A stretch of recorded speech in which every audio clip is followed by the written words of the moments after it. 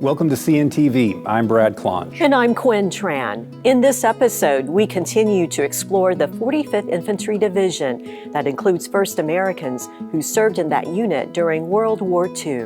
The 45th Infantry Division is also known as the Thunderbirds. Historians say about 2,000 First Americans from more than 50 tribes served in the 45th Infantry during World War II. The soldiers endured harsh conditions and combat through Italy to liberate the Italian people and eventually those in the Nazi concentration camp in Dachau, Germany. Two historians recently examined these sketches by Sergeant Brummet Echohawk that depict the battles in Italy. He understands exactly the moments and the stress of battle. Sergeant Brummet Echohawk is a Pawnee from Oklahoma who served in the 45th Infantry. An amateur artist at the time, he sketched the fighting and the faces of soldiers. On the 80th anniversary of the end of World War II, Echohawk's sketches were put on display at the National Cowboy and Western Heritage Museum in a special exhibition called Nations at War, Field Sketches of a Pawnee Warrior. It seemed like the most obvious title. It just kind of came to us, and it was Nations at War because we kept going back to all the different Native Americans who fought in the Oklahoma National Guard or the 45th Infantry Division to set people free that they had never even met before because it was the right thing to do. And for the first time, we're bringing this material out and bringing it also overseas and bringing it to these communities that had no idea, in particular, that they were Native Americans landing on the beaches of Italy during the war to free them from fascism. They're sharing replica copies of Echohawk sketches to help communities and museums in Italy tell the story of the 45th Infantry and First American soldiers. And from that, more is happening. We bridge now from the work of those two historians to the efforts of two former battle buddies, Thunderbirds, on a mission to remember history. There's a pretty deep connection there in a history within my family of being a Thunderbird. Chickasaw citizen Mike Mitchell I think they named this portrait proud of his sons. followed in his father's footsteps. My brother and I were both deployed to Iraq at the same time. He, along with his brother Jay, served in the Oklahoma Army National Guard with the 45th Infantry Division. The Thunderbirds, right, is the patch that we wear that I've worn on my unit sleeve for 20 years. These people here are living history. Brad Carter was my battle buddy in officer candidate school, and we grew up as platoon leaders and then we grew up as company commanders together, battalion staff officers together. The two battle buddies no longer serve side by side in uniform. Retired Major Mike Mitchell and Brigadier General Brad Carter embark on a different journey to follow the trail of the 45th Infantry during World War II. It's a trail that takes them to Italy. September 9th is the landing day of the 45th on the beaches of Pestum, Salerno. They had spent, months and months and months making their way up through that valley. And when you're on the ground and you see the terrain, you just, as a soldier, you're looking at this going, this is insane. This is crazy. These guys, you talk about tough, these guys had to be tough in order to fight through these terrains in these conditions. And here you have these famous formations fighting through Sicily, fighting all the way up the Italian campaign.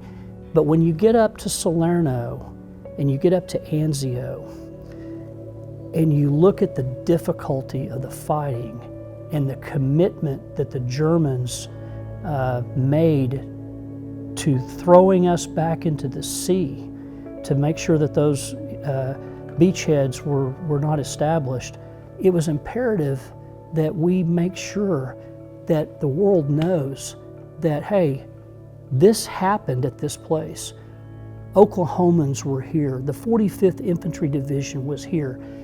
This was a notorious place, and the liberators of that place were from Oklahoma and other places. The 45th Infantry Division, they fought and died and, slugged their way up the Italian peninsula. What is there to tell their story? Their stories are captured in these drawings by a 45th Infantry Oklahoma soldier, Sergeant Brummet Echohawk drew them during the war more than 80 years ago. This particular project began because of Echohawk's conscious effort to conserve this history. See, we're still learning new things. Italian history professor Dr. David D'Andrea is helping trace the Thunderbird Trail. It's called a Thunderbird Trail, but it should be trails because there's so many different stories to tell. What really impressed us about the sketches is the amazing diversity that he captures in his sketches. One of the distinctive aspects of the 45th Infantry Division, it had the highest percentage of Native Americans of any division in World War II. People need to know that. They need to know the story. And we haven't done a very good job of telling that story. I spent 20 years in the 45th and we never talk about the Italian campaign. Very frail lady came up to me. She grabbed a hold of me and gave me a hug. And she said, when the Americans came, it was in the winter, we had no food. I remember a US soldier came over and gave me 2 cans of beans. It's all he had. And he had given out his chocolate bars, but he gave me 2 cans of beans. She said, you have no idea what that did for me and my family at the time. She said, we're alive. She goes, we didn't starve because of these American soldiers. We need to make sure that this history is preserved. What's the best way to do it? The Chickasaw Nation and the Oklahoma National Guard Foundation are partnering to place monuments and plaques marking the battlefields in Italy to remember the courage and contributions of the 45th Infantry soldiers, First Americans, Allied forces. It's a visual reminder of how important I think memorializing our veterans is to the Chickasaw Nation. It's not just about placing something on a wall and then forgetting about it. It's about placing something on a wall that people for generations will come through and see and then learn about what happened at that location.